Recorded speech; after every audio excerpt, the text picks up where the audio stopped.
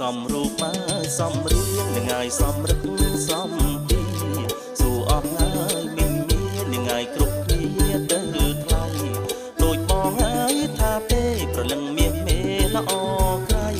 ល្អយប់មកល្អថ្ងៃថ្លៃឲ្យល្អល្ងាចល្អព្រឹកអើយល្អព្រឹក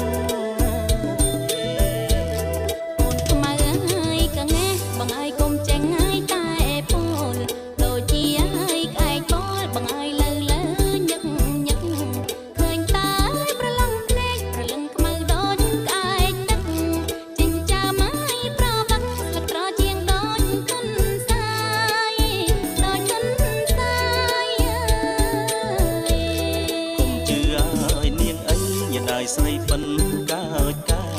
សាច់នាងហើយស្រ